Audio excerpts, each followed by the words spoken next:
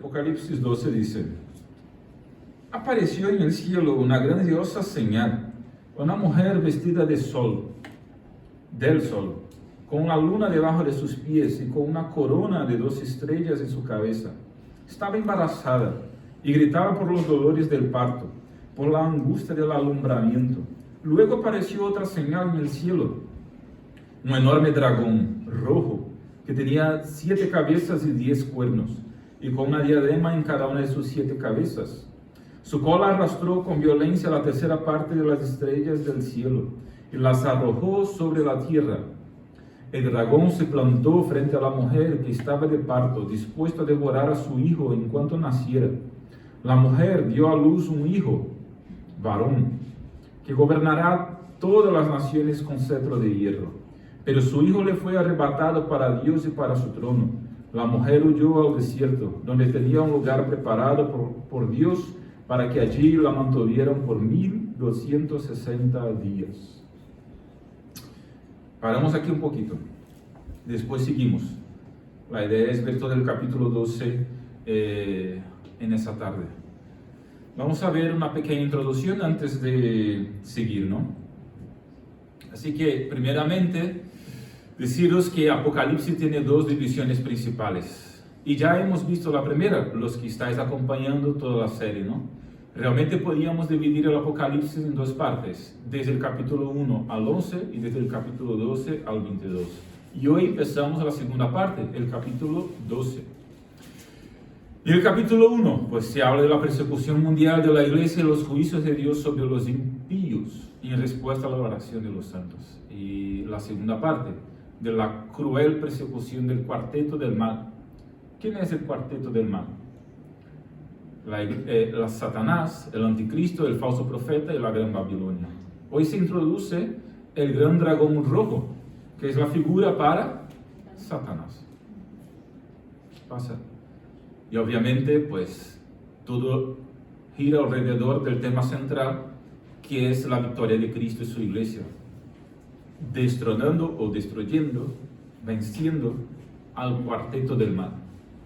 En la primera división tenemos 3 secciones: los 7 candelabros, capítulos 1 al 3, las 7 iglesias, ¿no? Los 7 sellos, capítulos 4 al 7, y las 7 trompetas que hemos acabado de ver en el último mensaje.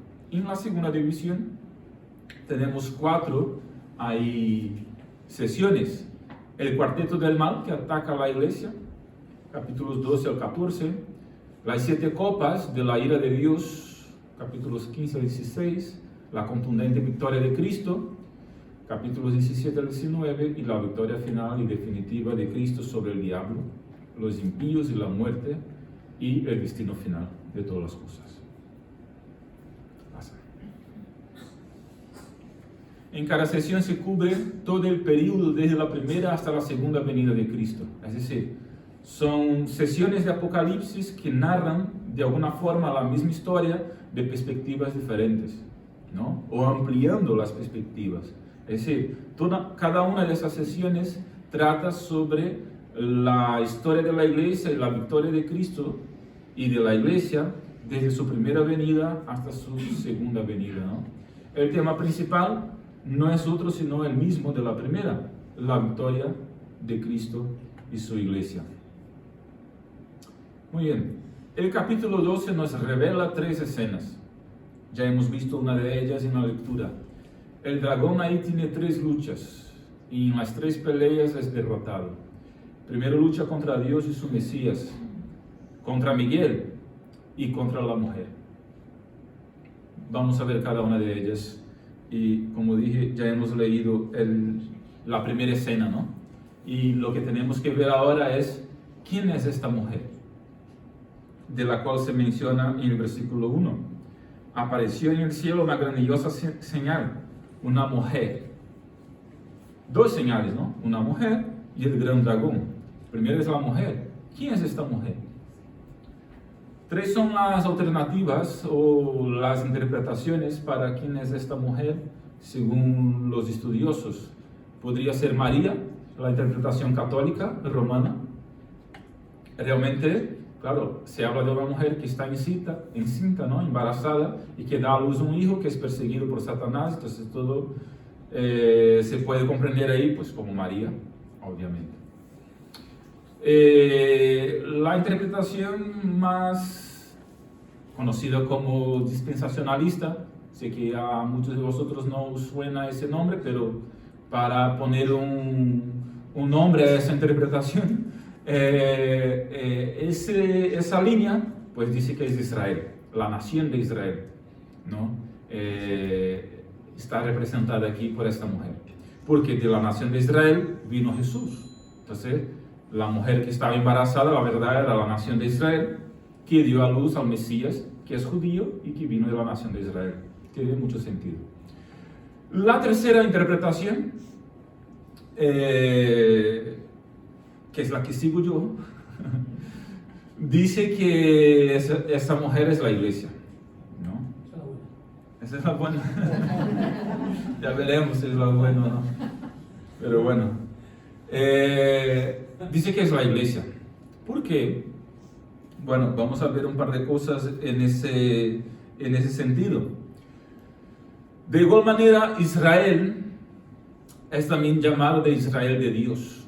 La iglesia es conocida como Israel de Dios, ¿no?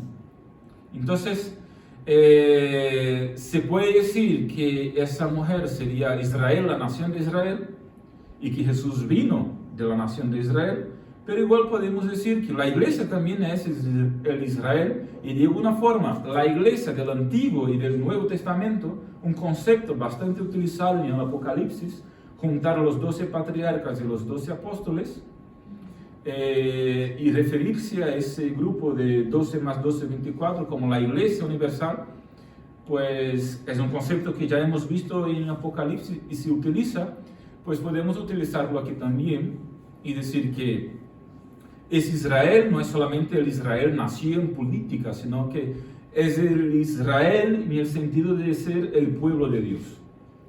Es decir, Jesús vino del pueblo de Dios, el Israel de Dios, la iglesia de Dios, el nombre que se dé, la comunidad de Dios. Entonces, más bien voy por ahí, ¿verdad?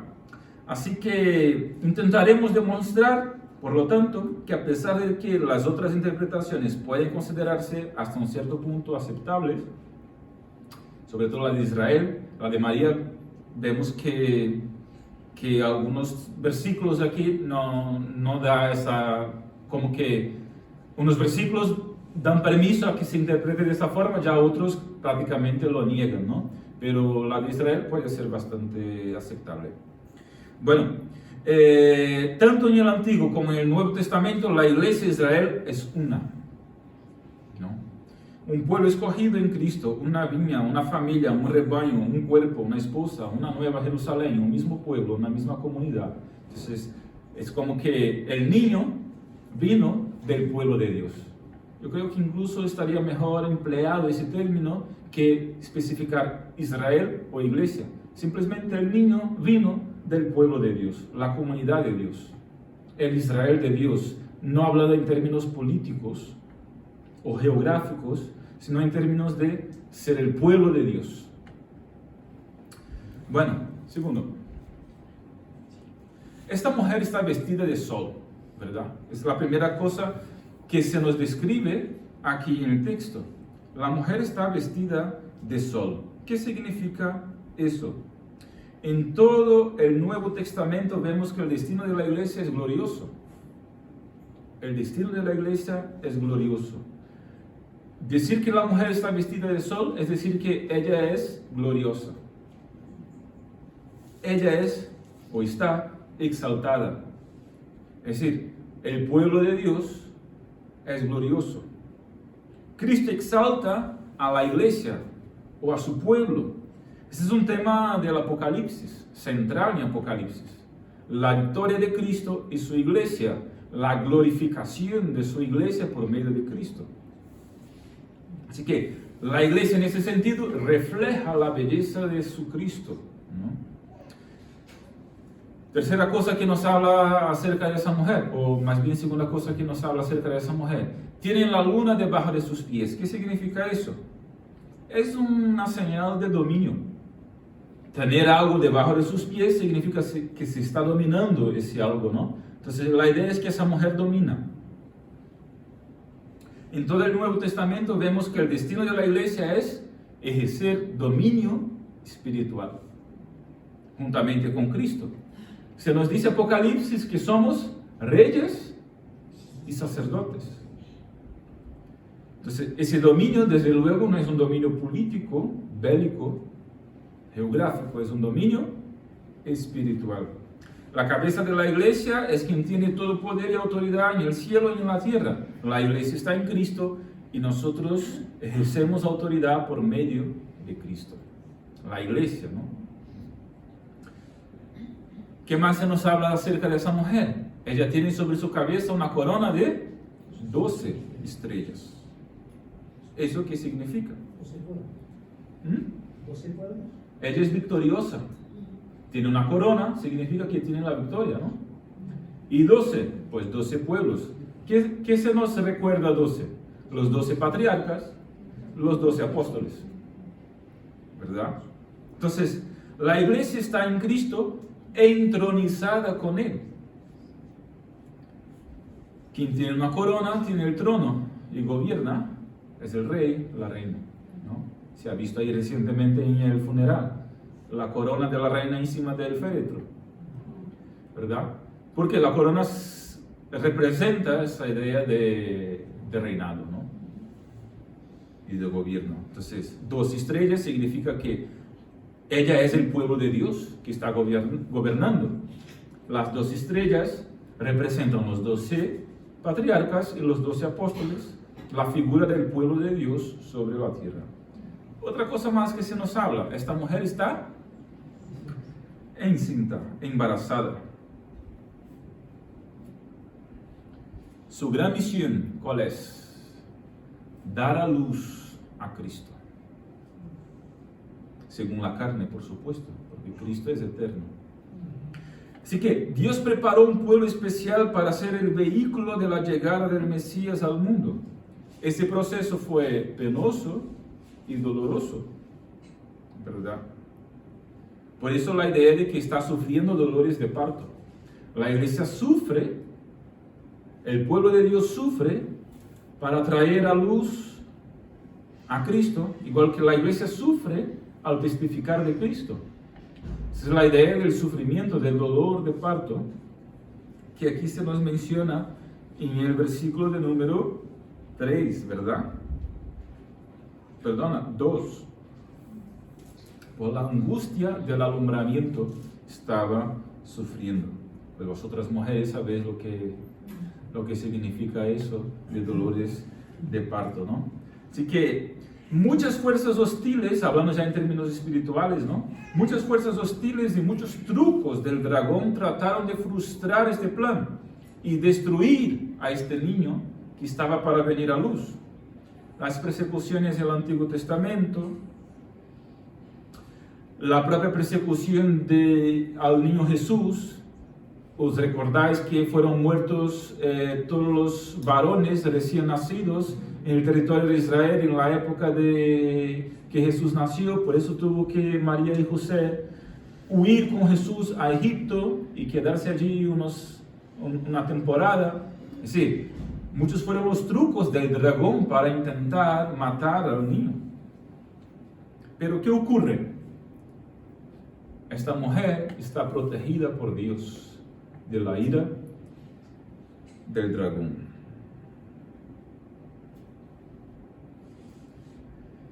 Versículo 6 dice: la mujer huyó al desierto, donde tenía un lugar preparado por Dios para que allí la mantuvieran por 1260 días. La iglesia está protegida por Dios, ha sido sostenida por Dios en el desierto. El desierto aquí no tiene que ser literal, más bien es una representación del sufrimiento. ¿Qué significa desierto en las escrituras? Pena, sufrimiento, escasez, ¿verdad? La iglesia puede ser protegida, incluso en Pérgamo, como hemos visto en una de las 7 iglesias, ¿no? donde está el trono de Satanás, decía la carta a la iglesia de Pérgamo, y aún así vencer. Hermanos, el mundo no es el hábitat de la iglesia. Aquí sufrimos, esa es la idea. Somos peregrinos en tierra extraña, no estamos en casa. Ahora, ¿por qué 2000? Ahora, ¿por qué 1000? ¿Cuántos años? 1260 días. ¿Por qué 1260 días? Ya os he explicado esa expresión en el último mensaje, ¿verdad? Cuando hemos visto el capítulo 11. 1260 días son 3 años y medio en el cómputo de días judíos. Lo que sigue una expresión de Daniel, un tiempo, medio tiempo, un tiempo, tiempos y medio tiempo. Es una expresión del profeta Daniel en el Antiguo Testamento para referirse a los últimos días. 1260 días son 3 años y medio, un tiempo, un año, tiempos, 2 años, medio tiempo, 6 meses, medio año, 3 años y medio. Esa es la idea para referirse que esa profecía acompaña a la profecía de Daniel, ¿no? Bueno, la iglesia está protegida por Dios, a veces no de la muerte, sino en la muerte, ¿no? Muchos creyentes sufrieron la muerte al testificar a Cristo. Así que tenemos en Apocalipsis 7:3 y Apocalipsis 9:4 que la iglesia recibió un sello de protección. Tenemos en Apocalipsis capítulo 11, versículo 1, que ella recibió una medida para estar protegida. Ahora se le dan alas a la iglesia. Versículo 14, que no hemos leído. Dice, a la mujer se le dieron las 2 alas de la gran águila, para que volara al desierto, lejos de la serpiente, para estar protegida. Todos signos, señales de protección para decir que la iglesia está protegida de la ira del dragón en las manos del Señor. Muy bien. Igual que en el versículo de número 5, igual que en el versículo de número 6 se menciona 1260 días, en el versículo de número 14 se menciona 3 años y medio, que es el mismo tiempo, y trae la misma idea. Un tiempo, tiempos y medio tiempo. Bueno, para terminar esa primera parte, de esta primera escena aprendemos 3 cosas muy importantes acerca de esta comunidad de Dios, la mujer, que representa el pueblo de Dios, la comunidad de Dios. 3 cosas muy importantes. Primero, fue de ella que vino Cristo. Del pueblo de Dios vino el Salvador, vino Cristo. Así que ella ha de seguir viniendo, y de ella, ha de seguir viniendo Cristo a los que no le conocen.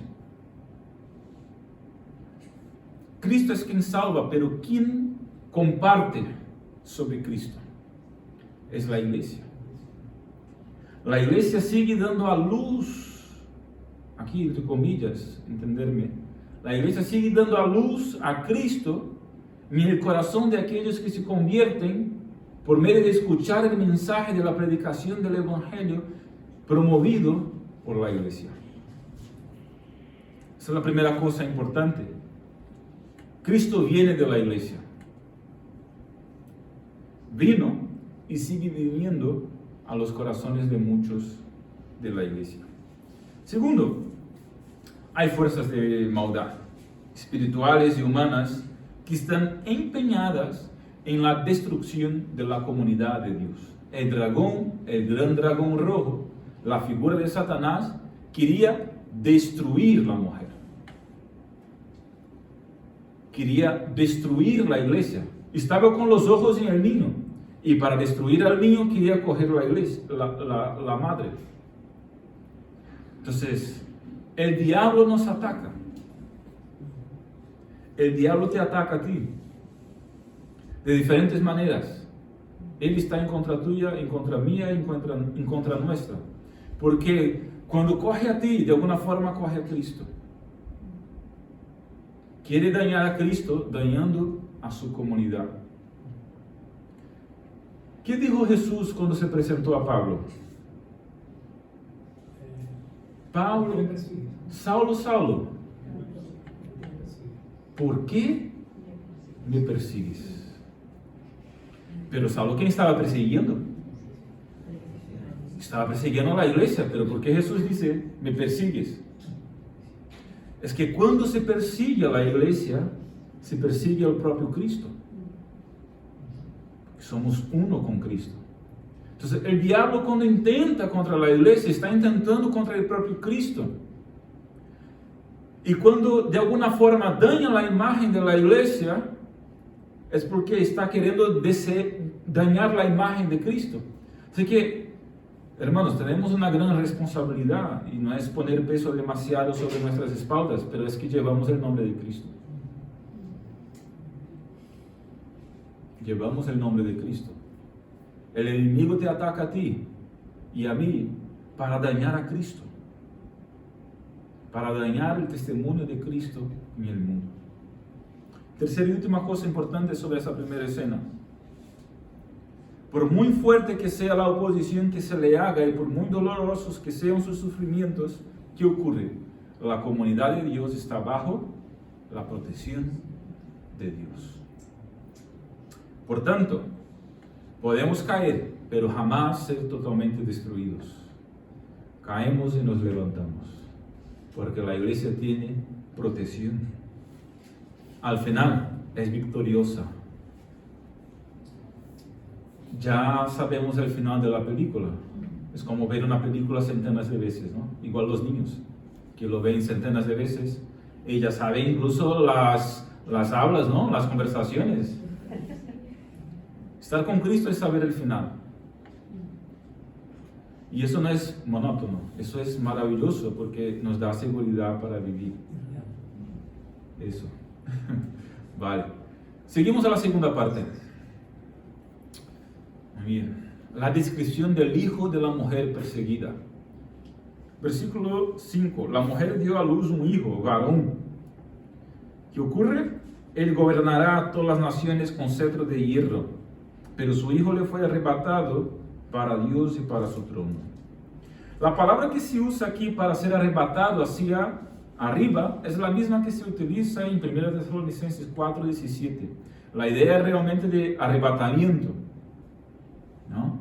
De sacar de la tierra y al cielo. Entonces, básicamente aquí el autor, Juan, va del nacimiento de Jesús a su ascensión al cielo, olvidándose propositalmente, por supuesto, de toda la vida terrenal de Jesús. Y en el mismo versículo dice que ese hijo le fue arrebatado para Dios y para su trono. Nació y le fue arrebatado para Dios y para su trono. Es decir, nació y ascendió a los cielos. Juan, o el texto está enfatizando el nacimiento de Jesús y su ascensión. Esa es la cuestión aquí, ¿no? Muy bien, eso es debido al interés de Juan de enfatizar, pues, la victoria de Cristo. Pasó por sufrimiento en la tierra, pero al final venció la muerte, resucitó el tercer día y ascendió a los cielos. Recordar que es el tema del Apocalipsis, la victoria de Cristo. Entonces, Juan no se detendrá mucho en el aspecto que sufrió Jesús en su humillación, en su vida terrenal. Él enfatizará la victoria de Cristo. Y Cristo venció en la cruz, muriendo y luego resucitando al tercer día y ascendiendo a los cielos para sentarse al trono de la diestra de Dios, que es lo que vemos en el versículo de número 5. Entonces aquí vemos un Mesías conquistador. Conquistó la muerte. Aquí vemos un Mesías que completó su obra. Él vivió toda la vida terrenal, murió y resucitó y ascendió a los cielos. Completó su obra que vino a llevar a cabo. Aquí vemos al Mesías que ascendió al cielo para sentarse en el trono. Él está entronizado. Él reina. Él es victorioso. Aquí vemos al Mesías o la victoria del Hijo y la expulsión del dragón, que provocan una proclamación de gozo en el cielo. Entonces, seguiremos leyendo a partir del versículo 6. La mujer huyó al desierto donde tenía un lugar preparado. Eso ya habíamos leído. Entonces hubo una gran batalla en el cielo. Miguel y sus ángeles luchaban contra el dragón. Luchaban el dragón y sus ángeles, pero no pudieron vencer. Y ya no hubo más lugar para ellos en el cielo. Y así fue expulsado el gran dragón, la serpiente antigua, que se llamaba Diablo y Satanás, el cual engaña al mundo entero. Tanto él como sus ángeles fueron arrojados a la tierra. Entonces oí una gran voz que en el cielo decía: ahora ha venido la salvación, el poder y el reino de nuestro Dios y la autoridad de su Cristo, porque ha sido expulsado el acusador de nuestros hermanos, el que los acusaba delante de nuestro Dios día y noche. Ellos mismos lo han vencido por medio de la sangre del Cordero y de la palabra del testimonio que dieron, pues menospreciaron sus vidas hasta la muerte. Por lo cual, alegraos, cielos y los que habitáis en ellos, ay de los habitantes de la tierra y del mar, porque el diablo ha descendido a vosotros con gran ira, pues sabe que tiene poco tiempo. Cuando el dragón vio que había sido arrojado a la tierra, persiguió a la mujer que había dado a luz al hijo varón. Está persiguiendo a la iglesia. Versículo 14. Pero a la mujer se le dieron las dos alas de la gran águila para que volara al desierto lejos de la serpiente, al lugar donde sería mantenida durante 3 años y medio. Entonces la serpiente arrojó mucha agua por su boca como si fuera un río, para que la mujer fuera arrastrada por la corriente. Pero la tierra ayudó a la mujer, pues la tierra abrió su boca y se tragó el río que el dragón había arrojado por su boca. Entonces el dragón se llenó de ira contra la mujer y se fue a hacer la guerra contra el resto de la descendencia de ella, contra los que guardan los mandamientos de Dios y tienen testimonio de Jesucristo. Y ahí. Es decir, la idea es que el dragón sigue haciendo guerra contra los descendientes, contra la mujer, para atacar al hijo. Pero la victoria del hijo y la expulsión del dragón del cielo provoca una proclamación de gozo en el cielo, que fue lo que hemos leído, versículos 10, 11 y 12, ¿no? Pasa. Ahora vamos a ver la descripción del dragón. Vuelve. A veces has dado 2 veces. Y ahora solo una hora más. Una más. Ahora. Sois unos cracks. Primero, se nos dice que el dragón es un ser personal. Versículo 9. La serpiente antigua que se llamaba Diablo y Satanás. No es un ser cualquiera, es un ser personal, tiene nombre. Se le dice dragón o gran dragón rojo, pero eso no es la serie de House of Dragon. Ese dragón es Satanás, el diablo. Es un ser personal. Es decir, no es un mito, una figura legendaria o popular. No es un ser impersonal, etéreo. No es simplemente una energía negativa. Él es un ángel caído, criado por Dios, que se rebeló en contra de Dios y fue arrojado del cielo. Un ser, por lo tanto, que tiene voluntad, planes, estrategias, deseos. Quiere matar al niño, quiere coger la madre del niño. Ese es su plan. Además, Juan dijo en Juan capítulo 10, versículo 10, el propio Jesús, diciendo: yo vine a traer vida y vida en abundancia, ¿no? Pero el diablo vino a matar, robar y destruir. Es decir, tiene un plan muy elaborado para llevar a cabo esa que es su misión: robar, matar y destruir. Así que su gran obsesión es devorar a Jesús. Versículo 4. Devorar a Jesús. El objetivo real del dragón no es la mujer, sino el niño. Cuando la iglesia sufre aflicciones, es porque el diablo quiere atacar al niño, a Jesús. Como dije antes, ¿no? Te ataca a mí y a ti, porque quiere atacar a Jesús. La verdad, su pelea más grande no es conmigo. Su pelea más grande no es contigo. Su pelea más grande es con Cristo. Lo que pasa es que cuando entregamos el señorío de nuestras vidas a Jesús, el diablo se ofende y pasa a atacar a ti porque has dado a Cristo el señorío de tu vida.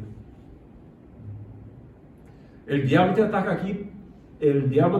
a ti por causa de Jesús. El diablo me ataca a mí por causa de Jesús. Por eso cuando uno se convierte, no es que las cosas le van bien y todo bien y maravillosamente bien de la noche a la mañana. De hecho, en algunos casos van a peor. Y eso no es ser pesimista. Eso es encarar con realidad el hecho de que si yo tenía mi vida controlada por el enemigo y no estaba así, y estaba así para Jesús, y de pronto entrego mi vida a Jesús, el enemigo se queda como que furioso y quiere atacarme a mí para volver a estar con él y dejar el señorío de Cristo sobre mí y apartar Cristo de mi vida, por así decirlo. Lo que pasa es que los que están con Cristo y Cristo les protegerá. Pueden caer, pero se pondrán de pie, porque quien les levanta es el propio Cristo. Pero el diablo no parará de atacar. Vale. Segunda cosa sobre el dragón. Es un enemigo que ejerce una influencia universal. Está en todo el mundo. Versículos 3 y 9, ¿no? Fue expulsado el gran dragón, el cual engaña al mundo entero. Dice el versículo 9. Al mundo entero. Tiene una influencia universal sobre el mundo. De hecho, el mundo yace en maligno. ¿No es lo que dice la Escritura? Su influencia sobre el mundo es universal, así que no hay manera de huir para una parte del globo terrestre para intentar huir de sus ataques, no. Pero igual, donde quiera que estemos, también tendremos, si es que estamos con Cristo, la protección del Todopoderoso. Tercero, el dragón es un enemigo destructor. Se le llama gran dragón. Y luego se le dice rojo. Eso denota su capacidad para provocar destrucción y muerte. Se le llama seductor, versículos 4 y 9, especialmente el 9, ¿no? Engaña al mundo entero. Realmente está engañando desde el principio, ¿no? Fue lo que le hizo a Adán y Eva y es lo que hace con los hombres y las mujeres hasta el día de hoy.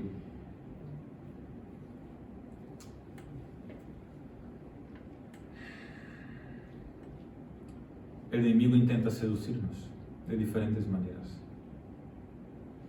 ¿Sabe cuál es nuestra debilidad o nuestras debilidades, que no son pocas? Y precisamente ahí lanza sus saetas para seducirnos de diferentes formas a lo que Él le atrae y a lo que a Cristo ofende. Es un seductor. Y como todo seductor, ¿qué ocurre? Seduce primero, uno cae y luego pues se le echa encima lo que es la culpa.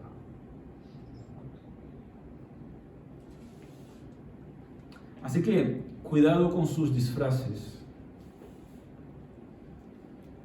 Cuidado con lo que aparentemente parece bueno, pero al fin de cuentas no lo es. Porque desde un punto de vista carnal y al principio parece muy atractivo y trae placeres momentáneos, pero después de un tiempo o a la larga te afecta el alma y te derrumba.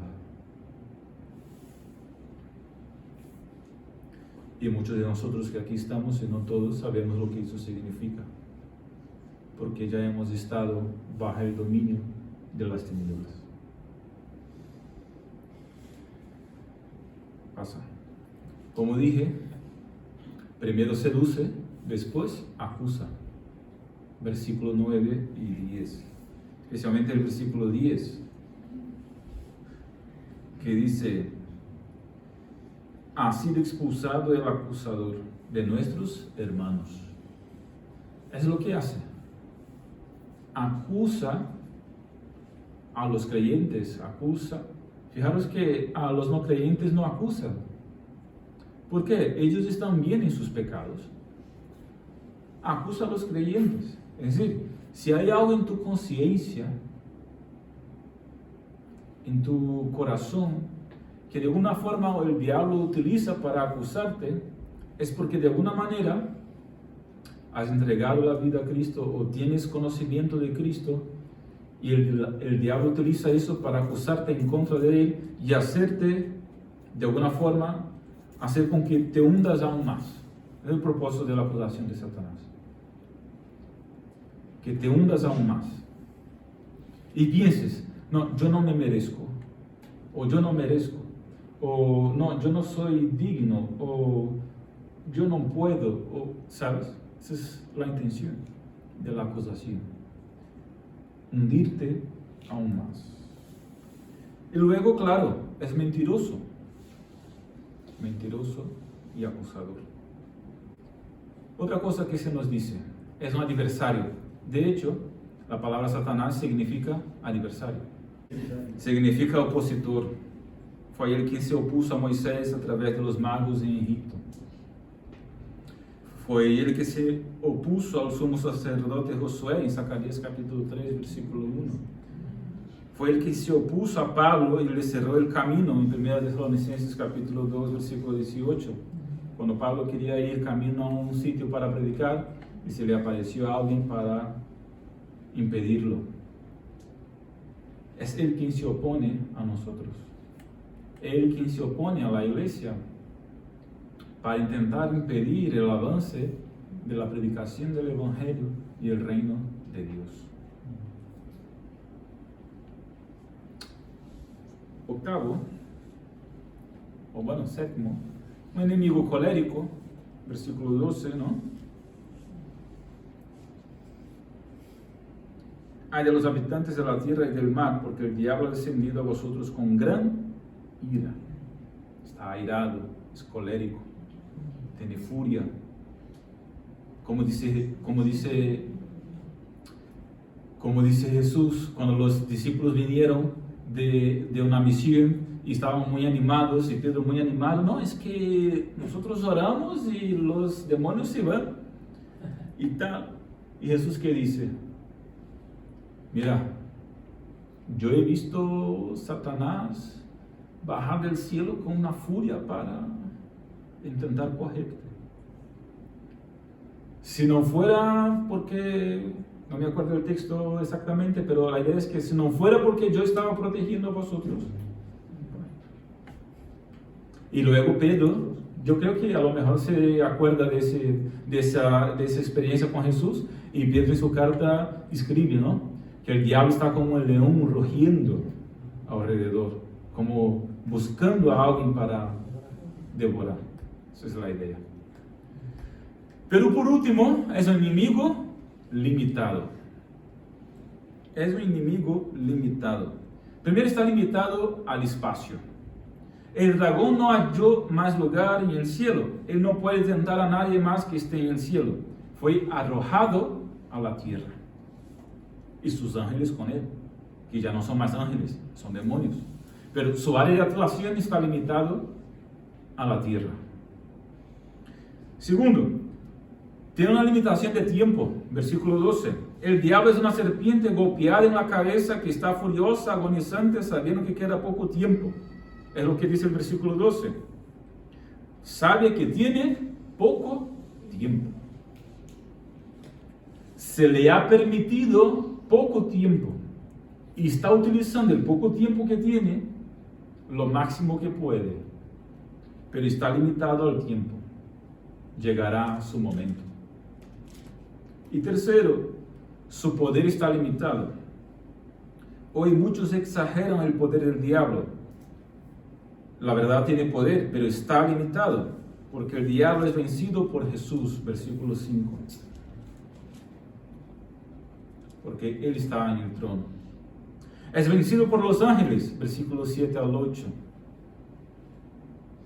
Miguel y sus ángeles luchaban contra el dragón, luchaban el dragón y sus ángeles, pero no pudieron vencer.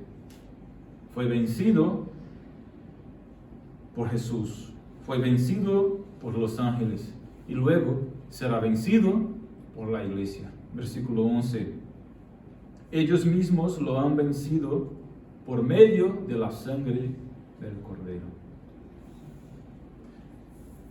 Está limitado, será vencido. Fue vencido por Jesús, fue vencido por los ángeles, será vencido por la iglesia. Así que no hay que temer, como dije, es como saber la escena final.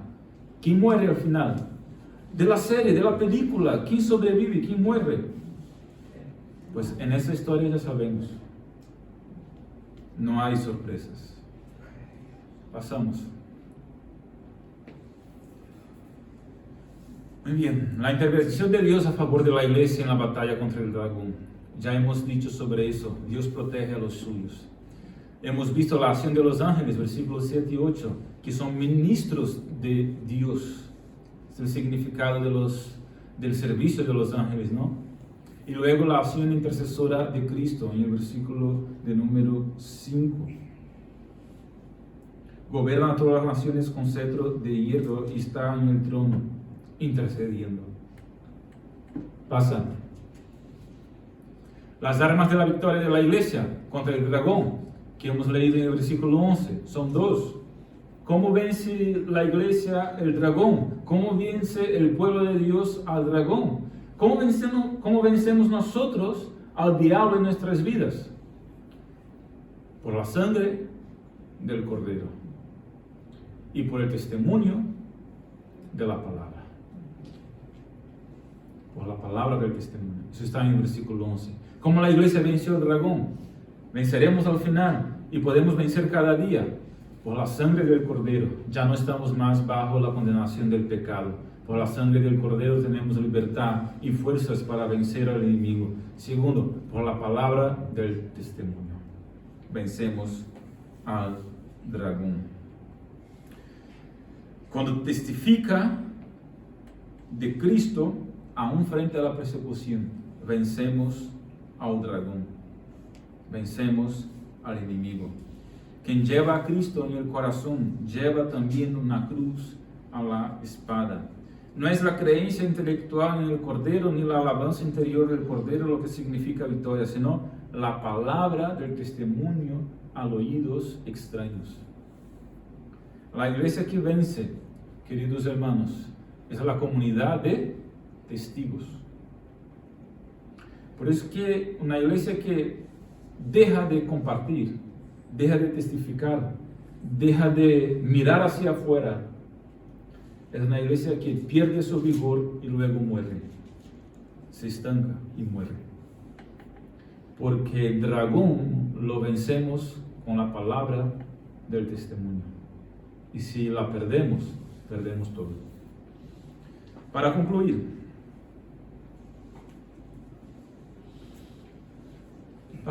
y terminar, gracias por quedarte aquí hasta el final, ¿no?